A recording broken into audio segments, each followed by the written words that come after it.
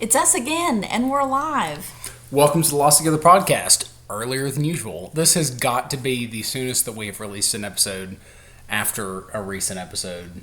No, we've done this once before. Like a day after? Yeah. Not since we've been doing video. For sure. I don't know. Yeah, because we had a bunch recorded, and I may have released it but no, since we were doing video, I don't think so. But man, this is still my attempt, even 48 hours later, to convince Morgan that Lost is one of the greatest television shows ever written, produced, acted in, and then occasionally created an episode. I mean, listen, if you make a bunch of anything, you're going to have a best one, you're going to have a worst one. That's just the nature of ranking, right? This is the worst episode of Lost. And it's funny because, and I want to get to the messages in a bottle at the end, like we always do. But I want to address right away that, we had been, because we are in the binging era, it takes a lot of discipline to even just watch 2 episodes and react to them. When we've got time occasionally, we want to sit and just binge, but just to take the discipline to just watch 2 and then react. But then, this one it was a gentle request from our executive producer, Greg, and it was genuinely a gentle request. I actually don't think he directly said react to this on its own, but there's a lot of curiosity about this. And we watched it today. We had a little bit of time, watched it, and I was like, let's just record it tonight. And it's really interesting that this episode, the flashback, is set in Thailand. And so is the show that we're going to watch whenever we quit recording this, which is White Lotus. It's one of our favorite shows It's a currently. great show. You should watch it. Very good. So good. And so, highly recommend the White Lotus. Mike White, who wrote and produced it, and I think he might direct it too, but that's a fantastic show. But obviously the stuff that happens in Thailand in that show is semi-realistic, unlike what we experienced in this episode as, I guess it's realistic, but also just, I'll save my reaction. But first of all, we're talking about specifically Strangers in a Strange Land, which is the 9th episode of the 3rd season of Lost, and the show's 58th episode overall. It originally aired on February 21st, 2007. So a week after Valentine's Day, you're treated to this lump of shit, which is the worst. All right, so Morgan, what did you think about this episode? I'm going to be honest with you. I went into this with, subterranean level expectations. I'm talking below the floor. Because you kept comparing this episode to The Fly from Breaking Bad, which is one of the worst episodes of any show that I've ever seen, ever. It is so damn boring. There is no point at all. I didn't feel that way about this episode. I really didn't. I thought Jack's backstory was, dumb, but I think most of Jack's backstory is dumb. Yeah. I just don't think it's that interesting. I think what he's got going on the island is 500 million times more interesting than his fucked up love situation at his house. Do you not think that's the problem with Jack? Is that because he's one of the main couple of protagonists, the stuff that he has going on the island is always more interesting. Yes, I don't give a shit about Jack's backstory. I just want to know what's going on the island. Meanwhile, you've got Jen, who's for the first part of the series just ambling around the island picking fish out of the water, right, and working for a gangster in his throwback story, right? Yeah. So maybe that's the problem, is that Jack's stuff on the island is so interesting, and then you go back and he's like, I keep really wanting to hook up with women that I meet at work in my surgeon job. Yeah, and my daddy doesn't love me. My daddy doesn't love me, and that is, by the way, incredibly common for characters on Lost. Yeah, everybody's got daddy issues or whatever. All the best cowboys do, for sure. I think that Jack's backstory is pretty consistently boring as shit and not interesting. But what happened on the island, I thought, was super interesting. Yeah, it was. I was not bored. or like let down or upset or anything. No. I was confused. The knock on this episode is the flashback. Yeah. Like, the reason that everybody says it's so bad is that the flashback is so bad. Yeah, I mean, the whole time I was just like, what? Like, I was just confused. So I'm going to borrow from the... I am going to borrow from the Messages in a Bottle section just to kick this off, because this is a special episode. Because it's, I mean, widely renowned as the worst episode of Lost. Yeah, just like... And so, this is an interview with Carlton Cuse, who's an executive producer of Lost. And it's with Esquire magazine. Greg shared this. Esquire, what was the worst episode of Lost? Carlton Cuse. I mean, I think the episode where Jack gets his tattoos in Thailand, I think it's cringeworthy, where he's flying the kite on the beach. It was not our finest hour. We used Matthew Fox's real tattoos. That's how desperate we were for flashback stories. So they were just like essentially running out of stuff to talk about. And then another little interesting bit of information from the Wikipedia page. Stranger in a Strange Land is widely considered amongst Lost fans as the worst episode of the series, and was even recognized as such by showrunner Damon Lindelof in an interview. It was part of the inspiration to set an end date for the series. They were like, listen, they were like, y'all, we are really grasping for straws here. I don't know if they set an end date because it was so bad, or they were like, we're having to work harder than we maybe thought we were going to have to come up with. Damn, do we have to have a flashback every episode? Like, I think they could have broken away from that. Yes, nobody cares about the flashbacks. Like, there's already been we already know. We already know. They're all intertwined in the magical, mystical ways, and they're all... I will say, for a thing you don't know yet, there is a good reason to keep doing them. So... Anyway, let's get into the recap so that we can get into the reaction. So yeah, so anyway. In Thailand, yeah, like the corniest.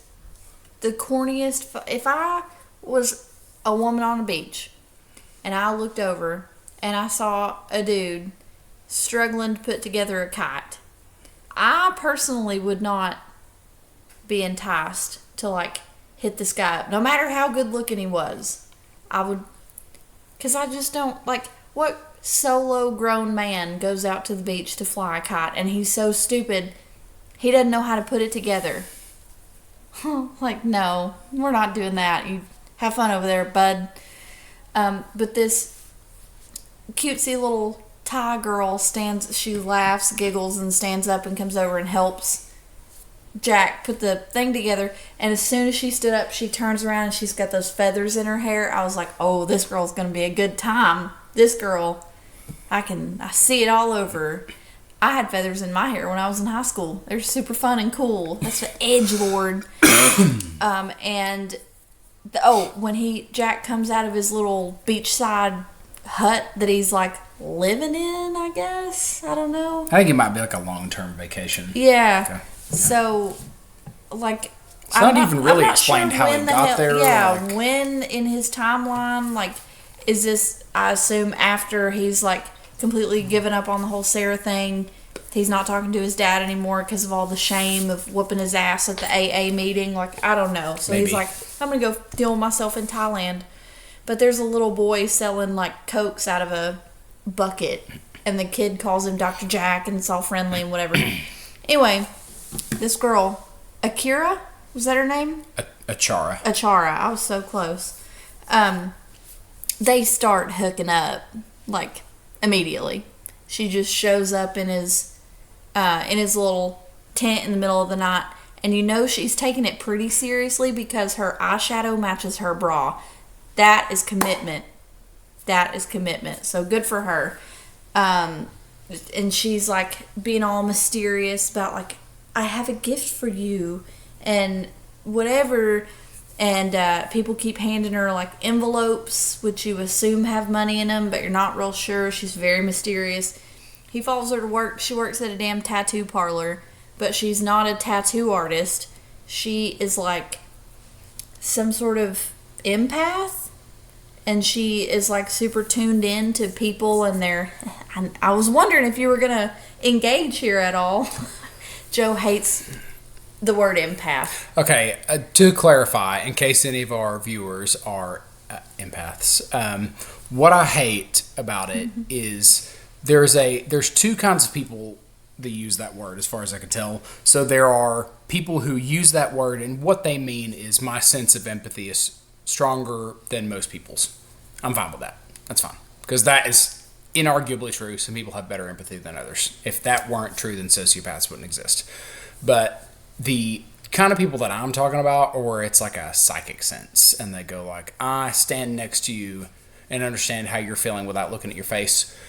No, you don't, buddy. No, you absolutely don't. Pick up on their energy fields. Those people are dishonest or delusional. So though it's one of the two. Like, it is, I'm sorry, but like, if you think you have psychic powers where you can like sense how people are feeling without looking at their face or whatever. Do you really not ever just get a vibe? Not without looking. You entirely get a vibe. No question, right? And that's because we actually communicate with our bodies way before we start talking, right? So yeah, if you may be very good at picking up on body language. Yep, I'm fine with that. That's the one type of person I'm talking about. They have really strong empathy skills. Like, they can look at somebody and get a vibe. They know how they're feeling.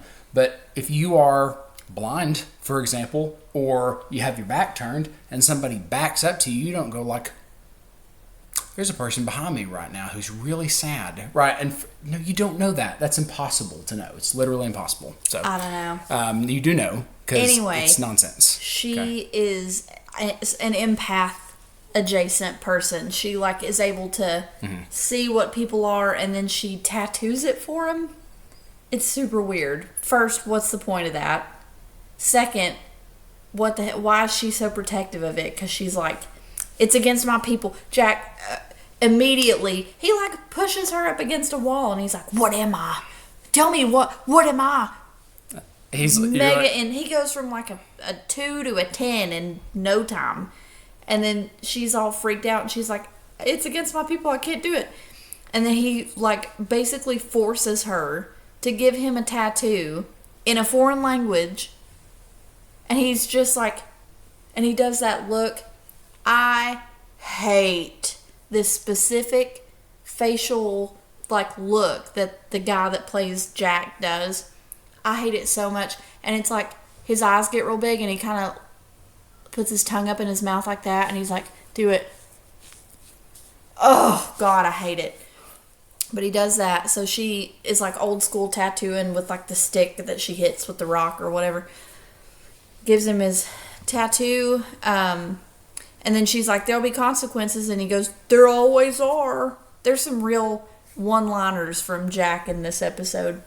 So the next day, he gets his ass whooped on the beach by her brother and a bunch of dudes. And her brother picks him up, and he goes like, you leave this country and you never come back. Do you understand me? Bah! And then she's crying. And then that's it. That's the whole damn flashback. That's the whole flashback. Weird. Uncomfortable, confusing. So we never see her again, ever. The girl. No, this is it. Very strange. So on the island where the real shit is happening, which is what we all care about and why we watch this show, because nobody cares about Jack's backstory. Or arm story in this case, since it's about a tattoo. Kate and Sawyer and Carl are in the canoe, and they're paddling, and it opens with Sawyer singing that show me the way to go home, I'm tired and I want to go to bed. I was like, oh yay, that's a good one. And Kate is, of course, they're arguing. She's like, we gotta go back. And Sawyer's like, the hell we do, Jack told us to leave, so like that's what we're doing, and we're not going back. And what do you think they're gonna do to us if we go back, Freckles? And then Carl pops up and goes like, they're gonna kill you. He loves you as God loved Jacob, and Jacob is the one that God made take his son up. No. Or is that Abraham? Abraham takes Isaac. Yeah. Okay. Isaac has Jacob. Okay. So Jacob is Isaac's son, so he's the third in the patriarchs. So you've got Abraham, Isaac, Jacob, and Joseph. Jacob conned his brother out of his birthright. So he had an older brother named, I think he was Esau, maybe, and his older brother was really stupid, and he conned him out of his birthright for a bowl of soup, basically. So then, like, Jacob... It's a damn good con man right there. Jacob is a con man in the Bible. And his brother, he cons his brother out of this power to be like a patriarch in, the Hebrew faith. So it's and then Jacob's the father of Joseph, the Technicolor Dreamcoat. Oh yeah, right? And then he loses Joseph, and there's some belief or suggestion that like what happens to Joseph has got something to do with Jacob, like conning his brother out of his birthright. So, yeah, like payment for that or whatever. Like karma payment. Yeah, but the Bible doesn't do karma. It's something equivalent to karma. Yeah. Okay. So Carl says that, and Sawyer's like, "Cool, thanks for the input." And then they keep on paddling, and Sawyer basically is like, "Listen, bitch, we're not going back. Jack's on his own." And she is like dejected, and they paddle, whatever.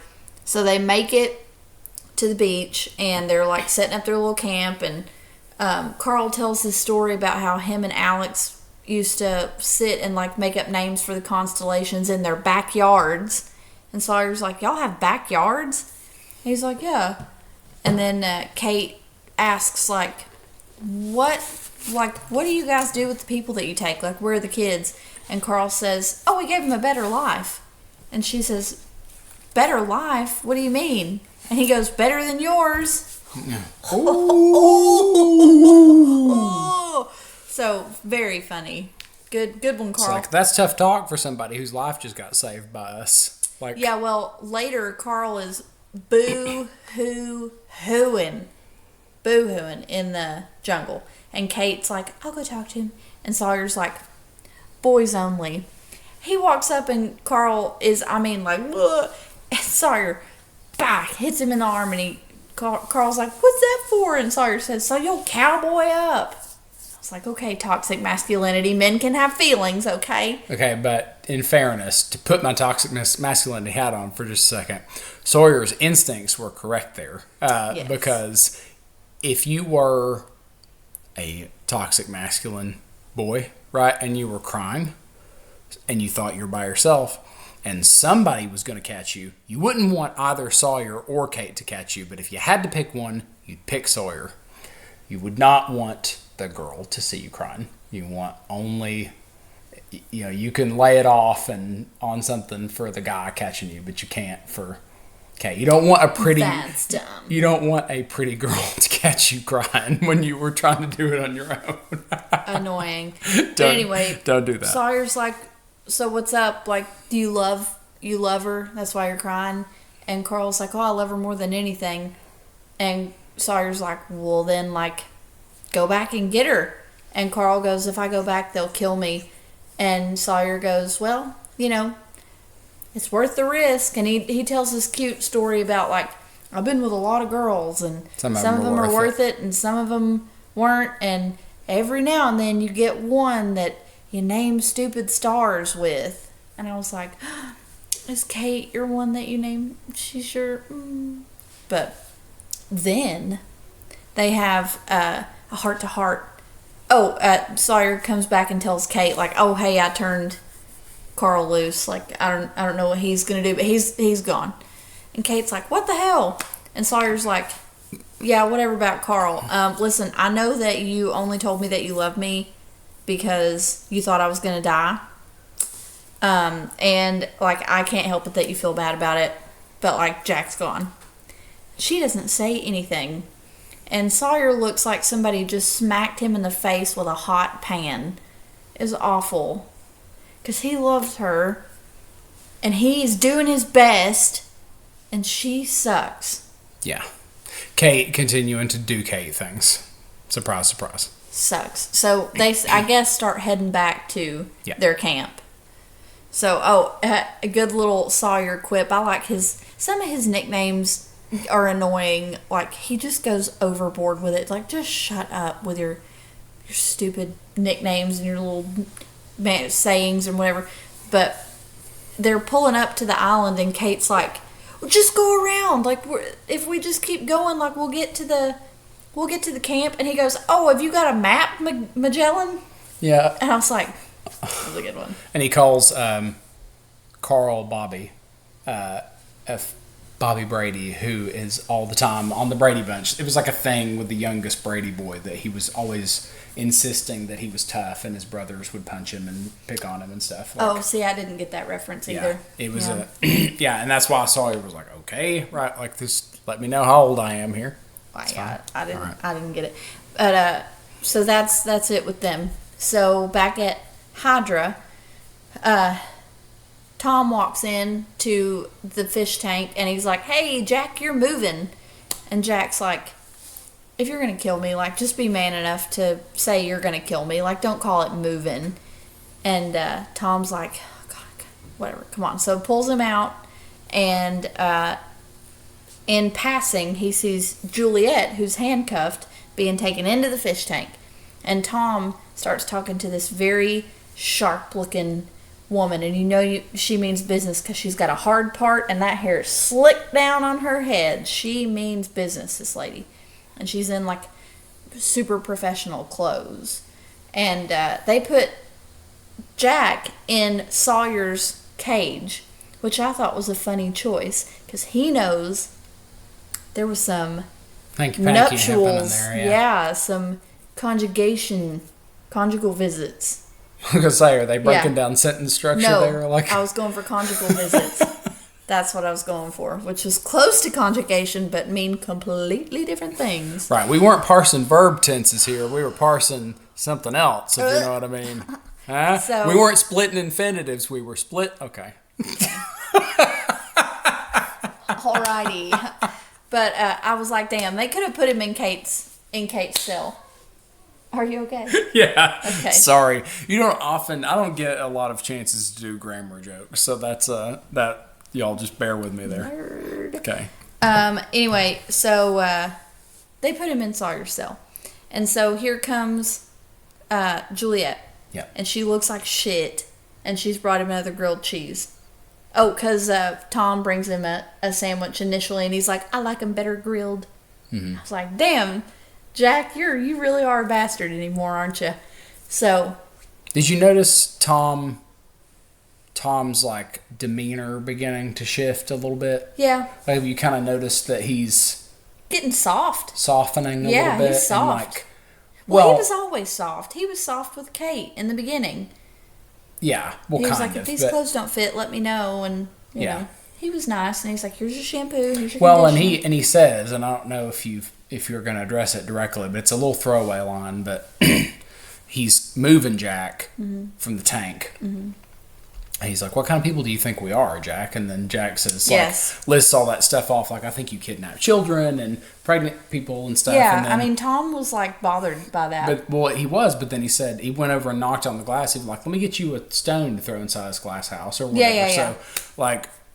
So, there's a sense with Tom that, you know, he may just be... It was this episode where I remember thinking, like, he's not as bad a guy as, like, you think he was in the early part. No, like, I never really thought Tom was a super bad dude. Well, he abducted Walt right out of the ocean, and he was the guy on the boat that was like... He was the one in the nasty beard? Yeah, that's... Oh, yeah, well... that's Tom. I thought it was Danny the whole time. I don't like Danny. I'm glad he's dead. But I think that Tom... The actor who plays Tom is fantastic. And he does really good... facial acting. So like when Ben... Just a slight like eyebrow furrow and... Well, when Ben is getting... Like when they figure out that he's about to die and Tom looks like... Terrified. Yeah. And then the thing happens where Jack accuses Juliet. He looks genuinely shocked. Yeah, he's like... Right. And you can tell that he's trying to be nice to Jack. Mm-hmm. And Jack is just not having it because he's Jack. Right. Mm-hmm. And that's what he does. Mm-hmm. And so...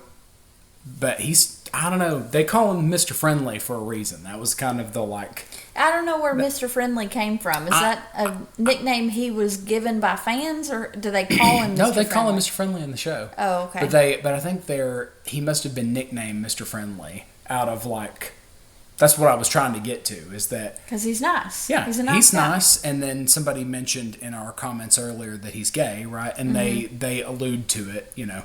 That is the softest allusion to homosexuality I've ever seen. It's not... I'm talking about when he tells Kate that she's not his type. Mm-hmm. And it's like, you know... Maybe he meant blondes. Like, I didn't immediately go like, he's gay. Listen, blondes... I mean, I get it. I get what they were going for. Blondes can be your type, but, like, pretty's pretty. Yeah. You know what I mean? Mm-hmm. Like, everybody has a type, right? But pretty's pretty. Like, you see pretty, and you just know it's pretty. Like, that person's pretty. It doesn't have to be your type, but I think it is... It was good writing for him. I think they've... weirdly, I think somebody on the writing staff must have just had... like, really liked this guy or this character, because I think they write well for him. Mm-hmm. Like, I think they really pick good lines for Tom. Anyway. Yeah, he's a soft guy. I like him. And let me retract my statement about Danny. I'm sure he was a fine fella. He was just, rage-fueled because his wife got murdered, and he, was trying to seek vengeance for that. So, can't blame him, I guess. But, he's trying to hurt my friends. So... I don't like him. Anyway, Juliet comes back at some point, and she brings him a grilled cheese. And he's like, oh, they let you out already? And she was like, no. Ben has got a really bad infection, and I want you to fix it. Because I helped your friends out. And Jack's like, have you lost your mind? Like, I'm not doing shit for Ben. And I'm not doing shit for you either. Because she was like, this is not for Ben. This is not for them. This is not for your friends. This is a personal favor to me. And Jack's like, no. I thought that was so mean. I mean, I get it that he, completely does not trust her at all. With good reason, because she's lied multiple times. But I was like, damn, all right. So she comes back later looking like absolute damn it. Oh wait, no, I'm getting ahead of myself. That's when she tells him that she killed Danny, when she brings him that first grilled cheese. Yep. Cause he's like, she says, oh yeah, they got me in the tank cause I'm in trouble. And he's like, why? And she was like, they don't take too kindly to, us killing one of our own. And then it dawns on him like, oh shit, Danny was trying to kill Sawyer and Kate, so she killed him. And I think it was Tom who tells Jack, because Jack asks him like, who's that lady you were talking to with the slicked hair or whatever? And Tom goes, that's our sheriff. And Jack's like, you've got a sheriff? And Tom was like, yeah, I mean, in a way. And then here comes the sheriff to the cage, and she starts speaking what I thought was Thai, but it's apparently Chinese. So why did the Thai lady tattoo him in Chinese? Why didn't she tattoo him in Thai? Because don't forget that this is Matthew Shepard's actual tattoo. So he had a Chinese tattoo. Then why didn't they write him in China? Why did she give him a tattoo with Chinese on it? I think because beaches in Thailand look like Hawaii. An awful lot like Hawaii. And they're shooting in Hawaii. I genuinely think that's why. So she walks up and she starts speaking Chinese, and he's looking at her doing that thing that he does that I hate. And she goes do you know what your tattoo means? And he goes, yeah, I know what it means. And then when he definitely doesn't know what it means. You don't think he does? No. Well, he does. He says that he does at the end, which we'll get to, but so that... Yeah, but he never says it, though. That was going to be one of my questions, is do you think he actually knew what it meant? I don't think so. Because he never says it out loud. Well, yeah, because something I completely forgot to mention was when he had the Thai girl up against the wall, and he's like, who am I? She's like, you're a leader and a great man, and all that. But she's like obviously under duress. Was she lying to him, do you think? Possible. Yeah. And then, she gave him the tattoo, which I guess he assumed said like leader, great man, awesome guy, whatever. Which it didn't. Yeah, so the sheriff brings Jack. She's like, "Come with me." Oh, and he keeps hitting the button with the food on it, and it's like, "Warning, warning," but he's not gotten shocked yet. And I wonder if he will. I'm not sure. I don't know if they're going to let it get that far. But she takes him in, and she's like, "Hey, we're just going to do a little questioning. I just need you to answer some questions for me. So sit your ass down. Juliet's in here. Tom's in here." And she's like, "Jack, Tom told me that in the operating room that you said that Juliet told you to kill Ben and make it look like an accident. Is that true?" And Jack says, he pauses, and he's like, "No, I completely made that up. Total lie." And Juliet does not even try to hide that she's smiling. Like, girlfriend, get it together. You're in trouble. Like, why are you grinning so big? And he goes, "Yeah, I mean, like, my friends were in danger, and that was the best thing I could think to say to create chaos." And I was like, that's a great lie. 'Cause, I mean, it's true. It did create chaos. It just was true. So the lady's like, "Why are you lying for her, Jack? Why are you lying for her?" And he goes, I'm not lying." So she's like, "Get out of here." He actually says, "I just want to go back to my cage." Oh, that's it. Yeah. He's like, which I think it would have been funny if he'd asked for a lawyer. I don't know why he didn't say, like, "Do I not get a lawyer prison?" or some kind of smart ass little thing, but he didn't. I think that would be my last act. If I was in a place where I was pretty sure I was going to die, I'd be snarky as hell the whole time. You'd be fed up with me. I'd be like trying to expedite it. Yeah. Just like, or just wind him up the whole time. Like, he said that you said that. Like, he said what? Like, that's weird. I didn't say that. Why would you say that? Like, trying to throw her under the bus or something? It was him. We were friends. It was him that told me. Jeez, I thought that's what I'm in here for. I was confused. Like, why is Juliet tied up to this guy? She makes great grilled cheeses. Yeah, it's really good. She's very good at grilled cheese. She's a very bad surgical assistant. So, yeah. So they do put him back in his cage, and he, like, it's weird. It's a weird cut from the interrogation room back to his cage because he wakes up in a fright. So I was like, what, did they like drug him and put him back in the cage and he doesn't know how he got there? Or like, why is he waking up so shocked? He like, and he looks and there's like a shit ton of people in regular clothes, not in Dirty Island clothes, in regular nice pressed clothes standing outside the cage. And he goes, "What?" He's finally starting to snap, and I think it's fantastic. Nobody says anything. So he turns around, he's pacing like a caged tiger in there. And here comes this lady who I completely did not recognize at all. And she's like, "Jack?" And he's like, "Yeah, what?" And then he looks at her for a second and he goes like, 8:15, you're the stewardess, Cindy." He doesn't even know that she was with Ana Lucia and all them. Right. Or was he with them? No. When Shannon got shot? No, she got abducted from Ana Lucia's group. Yeah, I know, but that's how Shannon got shot. No. Yes? Nope. They were, you're right. You're right. Sorry. I was right. I was right. Everything I say is right. You'd be better off if you did what I said. Are you done? Yeah. So he's like, "Oh my God, Cindy." And she's like, "Yeah, what's up?" And he just starts like, he's like, "What are you doing here?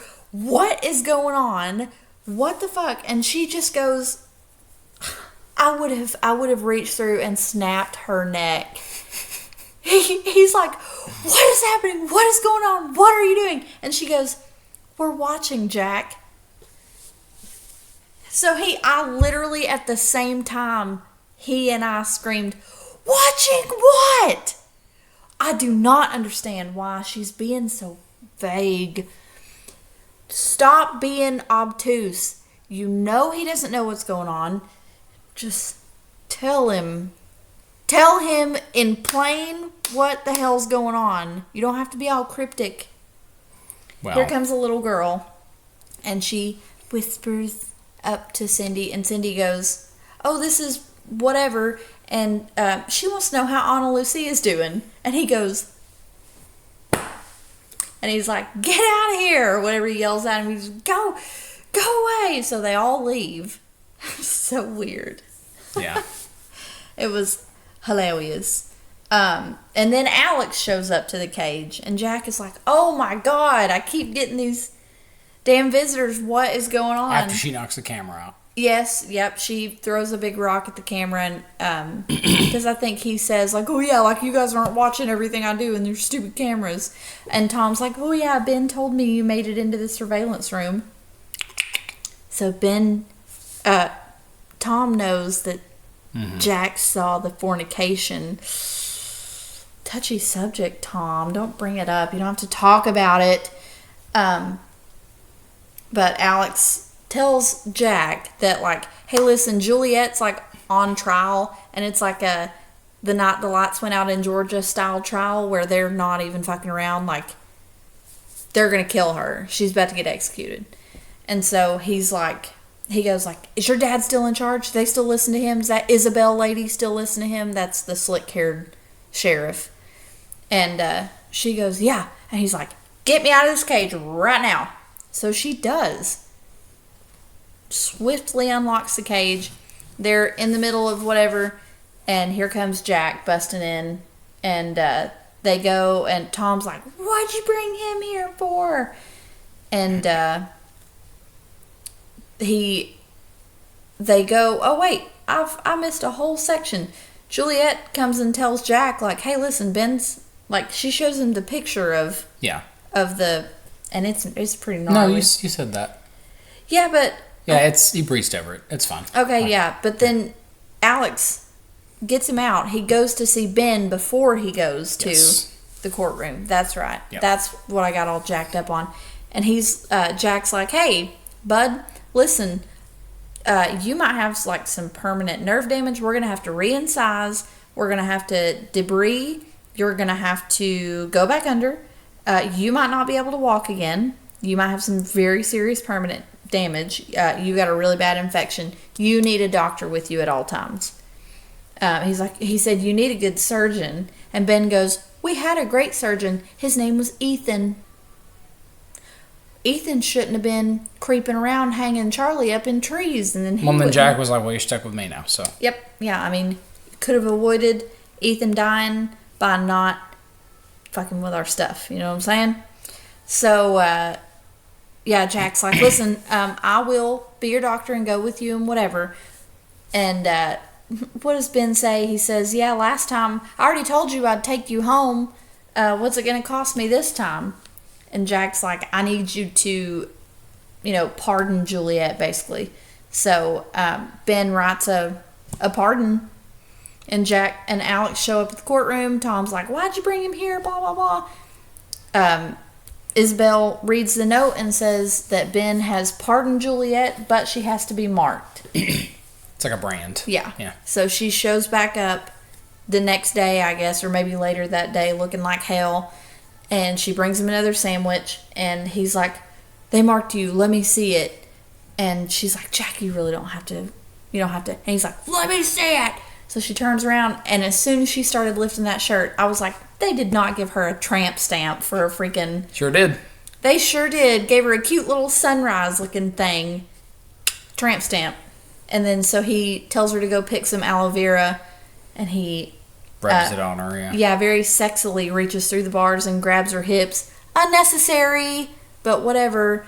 He could have put that aloe on without getting his fingers around them hip bones, you know what I'm saying? But he did, And, you know, there's some care going on. It's so sweet. So, yeah, so later Juliet asks, like, why'd you lie for me? Why are you going to help Ben? Like, what's been your change of heart? Because Jack was a hard no before. And Jack was like, you know, Ben said that he would let both of us go, and he wants to go. Like, and he's like, we got to work together to make that happen. We're a team now. Go team. Boo. It's super fun and cool. And then the end of the episode is like, it's this long musical montage of like them putting Ben on a stretcher. And I thought it was such a funny scene. And I don't know why it struck me as so funny. But they're like panning across the beach, and Ben is like laying on his side, and somebody's standing over him with like a parasol. It's not an umbrella. It's a parasol. It's very small. Standing over him so he's not getting the sun in his face. I thought that was hilarious. Yeah. This big, strong, well, not big or strong, but this powerful man with a damn parasol over him so he doesn't get sunburned on his little cheeks or whatever. Load him up, and they put him on the boat, and there's like, they're having to row him in the dinghy forever out to the big boat. Mm-hmm. And Isabel, you come to understand that like they don't live on that island. Oh, it was Kate and Sawyer. Carl tells them that they like work on Hydra. They don't live there. They live on the big island with everybody else. And then Isabel tells Jack, like, yeah, we just work here. Nobody really likes coming here, but like here we all are. It's a bunch of bullshit. So they're going to go home. They're going to take Ben home to fix him. And the music, the feeling I got from the music, I don't think it was like a song because it didn't have a song title. It just said like orchestral. The feeling I got was like sorrowful, hopeful, and kind of melancholy. Like it just was, you know, it was weird. It gave me weird feelings. So it's Jack's theme. That's what it's called? Yeah, and Juliet's theme. Oh. So they have like orchestral themes that if you really pay attention, it'll play like in the background while they're on screen. Mm. And it's Jack's theme and Juliet's theme. Yeah, it's like sad hopefulness, kind of. Sad triumph. I don't know. But before we hear all that, they're about to get on the boat, and the Isabel walks up and goes like, he walks among us, but he's not one of us. And Jack's like, what? What do you mean? And she says, that's what your tattoo says. And he goes, yeah, that's what it says, but that's not what it means. And then he walks away. There's another great one-liner. Yeah, that was like the piece de resistance for why this episode is shit. Because that is like, I thought that was a whack-ass line. It reminds me of that girl that does the like insufferable indie girls. Yes, but this reminds me of the bad writing in the other Jack episode where Sarah says it doesn't matter who he is, it matters who you are. Mm-hmm. Right, when Jack's upset. And it's just like, people don't talk like that. Yeah. Jack says it's not what it means. Yeah, that's what it says, but that's not what it means. Anyway, what does it mean, dude? You don't even know what it means. According to the genius editor of Lostopedia, I wonder who that is. Jack's tattoo does not literally translate to he walks amongst us, but he is not one of us, as Isabel explains. It translates correctly in Chinese to eagle's high, cleaving sky. That's even worse. That is worse.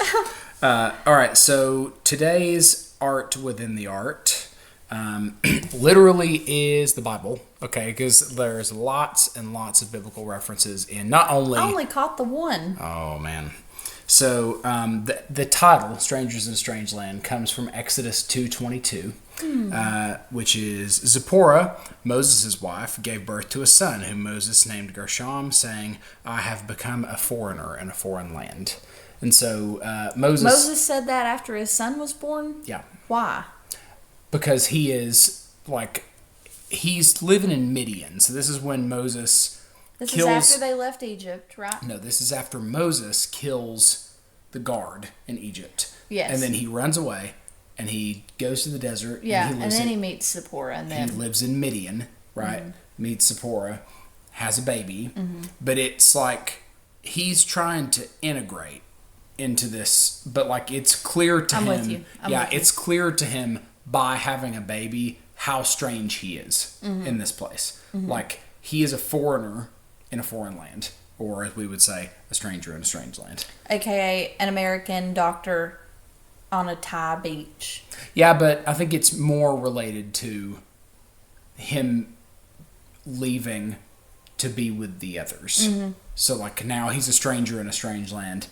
The Thailand thing, the shit backstory, forget about it, right? It's more like he's going to be a stranger in a strange land where he's going. Yeah. And, the themes of... It's interesting to use that phrase for Jack and Moses, which is meant to, like... Moses is meant to lead people from or to the promised land, and Moses eventually just leads people like to walk around in the desert for 40 years, and kind of to reach the promised land a little bit, but like, God just getting pissed the whole time at everybody not being able to hold it together or whatever. It's like, God, I was up in the mountains for 2 seconds and I come back and there's like calves. There's calves. What Calves? the hell is going on? Where'd you get all the gold anyway to build this?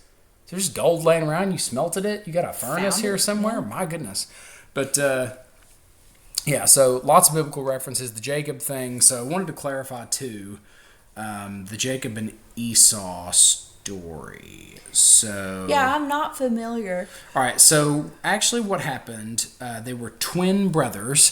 Losties are going absolutely insane. I'm not going to say why, right? But they were twin brothers. We're gonna have a twin thing happen later.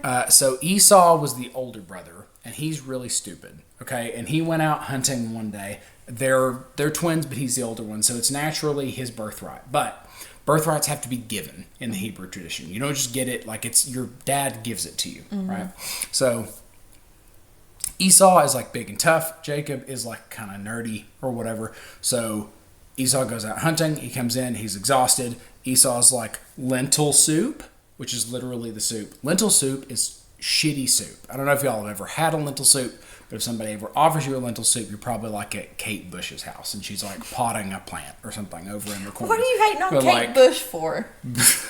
It's just, that's the first person I thought of when I thought of lentil soup. So I don't think I've even ever had a lentil. Is it a bean? Yeah, it's a bean. Okay. Lentil soup is awful. All right, it tastes like dirt, and you can only make it good by adding like bacon or something to it. Like it's bad. Lentil soup is bad, and I don't love soup to begin with. My God! I'm not going to get into it. Please, God, for the love of God, we're not going to talk about soup. We don't talk about soup. Don't ask Joe about soup. I'm just going to make a statement. Oh God, here we go. There's nobody to argue with unless you argue with me, so don't argue with me, right? People will argue with me in the comment section, but here's the simple statement. It's not that I don't like soup. I like soup, okay? I've eaten soup. My belief is that soup is not an entree, okay? It should not be the center of a meal. You can't have it by itself. It's nonsense, right? If somebody ever invites you to their house and you say, I'm having you over for dinner, and be careful. And they go, oh, great, should I bring anything? No, we got it covered. We're going to serve you dinner, right? And you get there and what you're having is chicken noodle soup. That person doesn't like you, right? Now, if you're having chicken noodle soup and some grilled cheese or something, or chicken noodle soup and some crusty bread or something with some cheese or whatever on the side, it can't just be by itself. It's insane, all right? We don't have time for this. We're here to talk about Lost. Yeah, well, anyway. God, don't, please, God, please don't engage with this. Soup is not an entree. Don't let big soup con you into believing that soup is an entree. I love soup. I could eat soup all the time, every day. Me too. Just give me a sandwich with it. So Jacob is the younger of the two brothers, and so he is like, hey, Esau, you hungry? Here's some lentil soup. And he's like, what do you want for it? And he says, your birthright. And Esau's like, dope, right? He must have been really hungry. He was really hungry and stupid. So he handed over his birthright. What was the birthright?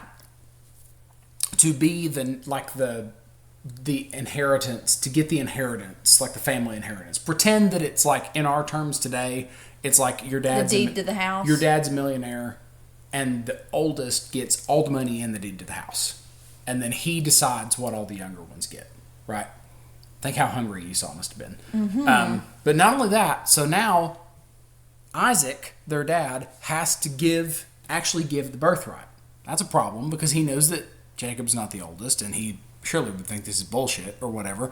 But mommy, all right, Rebecca, is like, actually, Esau is really stupid, and I'd like Jacob to have it. So Rebecca, the mother, Jacob get together, and they get one of Esau's outfits, and they dress Jacob up to look like Esau. So daddy's stupid too, or what? Daddy is nearly blind. Okay. So he's very old, right?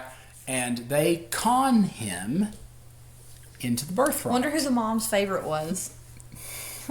So, conned him into the birthright. Okay. We know some other con people. Interesting. So, that's that. So, yeah, a couple of biblical references there. And I just want to say, I wish that Kate and Sawyer wouldn't fight. I really wish they wouldn't fight. I really like them together. I want them to be together. I don't like all this. So, I want to get to messages in a bottle because we're approaching an hour. Jeez. But first things first. I'm a realist. One of the messages in a bottle is, I think it's from Kira, and I'll read it in a minute. But I want to do a little test on you. I didn't tell Morgan that I was going to do this. Okay. I have found a map of Southeast Asia, and and it doesn't have names on it. And I want to see if Morgan can find Thailand. Now I'll see if I can put the graphic somewhere. You just show I it. can turn it around. Oh, you can't. Nope. Sorry, that is whack. That is awful. That is so embarrassing. Sorry, that we just you did guys. that. Sorry that I did that. So I'm going to show Morgan the map now, and I'm going to see if she can find Thailand on the map. No, I don't. And they're even different colors, so she won't even like. Which color is Thailand? I actually don't know. I couldn't even tell you that this was Asia. Really? Yes. Are you joking? What is this, like China? This is China and Tokyo. No, Tokyo's a city. Well, first of all, none of those are China because this is Southeast Asia. Okay. I'm gonna guess. China is enormous. I'm gonna guess that one at the end right there is Thailand. The pinkish one? Yes. No. Okay. Okay. Which one is it? It's the green one. Really? So all that? Yeah. Oh, well, it does go down, I guess. Yeah, so, and actually, Phuket, where they're at, is like right here. Wonder where the White Lotus is. It's up here. Oh. So you've got Phuket is down here, and you've got Koh Samui, which is up here. That's where the White Lotus one is, and then Bangkok, which is up here. Yeah, I'm not even being funny, y'all. I genuinely, like, if you showed me that map and said, what part of the world is this? I literally do not know. Yeah. It's embarrassing. I'm a grown woman. I should know these things, but I don't. All right, so let's read through a couple just real quick. All right, first from Greg. Let's get the major scandal in your latest podcast episode out of the way. As pointed out by Joe, you do not pile Vegemite on your toast ever. You butter it, then add about this much Vegemite max. Yeah, we had a lot more than that. It was like the black. Bread was black. Right, yeah, it was a lot, and it tasted like a damn salt lick. It was rough. I said if I ever get a chance to eat it again, I will eat it just like this. So, yeah. Sorry about that, guys. I'm not trying to, insult the... No, I mean, listen, if you try chicken and dumplings and you don't like those, I'm not going to take that as a cultural offense. It's not everybody's cup of tea. Vegemite is not my cup of tea. So from Kira, excellent job as usual. The U.S. world geography situation really is an issue, and I've never seen anything like it. I actually remember learning about it specifically when I was in school. Americans just don't know where anything is because of an egocentric education system. It's literally baked in. Now look. That's all we learn about is America. That is it. You will not get argument from us. No, you are completely correct. It's correct. Yep. It is so embarrassing. Our education system is really rough, and the egocentrism it's worse here. So, like, if you actually... In the South, you mean? Oh, my gosh. Ooh, Lord. Where we live, it is so much worse. Yeah. You would think that these just hillbillies that meet up at Hardee's at 7 in the morning to have a freaking pork chop biscuit are, like, BFFs with every bald eagle and every president, and, like, they got rooms at the White House. Like, yeah. That people think we're, like, the biggest, baddest of them all. Mm-hmm. It ain't so. We have an excellent military. We do. That is it. That is literally it. America's got some good stuff going on, but we got a whole lot of bad too. And I don't think that people in America are good enough about accepting and acknowledging our flaws. Well, yeah, absolutely. And Lewis Black put it best in one of his stand-up bits where he was like, if you want to understand what the rest of the world feels like, imagine that you're in an office and every day some guy bursts in the door and says, I am the greatest fucker here and all of you idiots would be dead without me, right? And that is how America treats the rest of the world, and we are sorry for that. We are sorry. We don't treat people like that. We can't help what I meant our government. Yeah, like, we can't help what these fools that run the place do. We are cool, though. Yes. We're very cool. And for what it's worth, I knew where Thailand was at whenever I looked at it on the map, but I knew where Thailand was at because of an episode of King of the Hill, where... my God, why did you admit that? I'm not gonna pretend like I knew exactly where it was at, because there's a character in King of the Hill who's from Laos. Yeah. And he says Khan. It's between Vietnam and Thailand, and I can find Vietnam on a map, okay, because of the Vietnam War, and I know about Vietnam, I know where Korea is, and obviously, like... I could point out North and South Korea. I know the capital of Indonesia is Jakarta, and that's because of I remember my dad teaching me that because I had to remember countries and capitals, and Indonesia starts with an I, and its capital is the next letter. It starts with a J, Jakarta. So when I was filling out the capitals, I was like Indonesia, Jakarta, easy. Yeah. Clever. Okay, so Greg says, Morgan, I've said this before, but given we're now at the start of the business end of Lost Mythology, I want to reiterate how damn lucky you are to have Joe and your podcast to fast track you to what's actually happening, because for my first few rewatches, I did not know this is what's actually going on. Consciousness time travel. It's important to explain what this is, as it's a literary device unique to Lost. The time travel we see in this episode is not literal physical body time travel like we're used to seeing in pop culture. It's consciousness time travel. In other words, it's time travel happening in one person's consciousness/mind, so is not shared with the others in the scenario. For example, when Desmond saw Charlie busking and interacted with them, Charlie, who may or may not have once busked in that spot in London, did not experience seeing Desmond himself. So in a way, it's like a dream, except what happens in these scenarios is what would actually happen in real life. It's important to note when this consciousness time travel happened, i.e. as Desmond turned the failsafe key, so it's directly related to the electromagnetic radiation below the hatch. Can't say any more for now, but we'll revisit this later in the series. Isn't it interesting, Morgan, that several times now we've seen Desmond's visions not play out? E.g., Claire doesn't drown, Charlie doesn't get hit or killed by lightning, so was what he saw truly a vision of the future, given he was wrong so often? Something that, much like this guy's red shoes, I think is worth noting. Yeah, but isn't he wrong because he intervenes? Like, Claire didn't drown because he went and got her, and the lightning didn't strike because he put up the pole.